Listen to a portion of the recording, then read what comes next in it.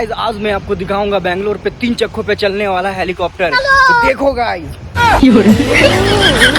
तो भाई आपके यहाँ पे चलने वाले ऑटो पे होता होगा नॉर्मल डिस्क ब्रेक, बट यहाँ के भैया लोगों पे होता है disc break ultra pro max. जी हाँ भाई, जब तक मेरा और ऑटो वाला भैया का पूरा face to face eye contact नहीं हो जाता तब तक वो ब्रेक ही नहीं लगाते हैं।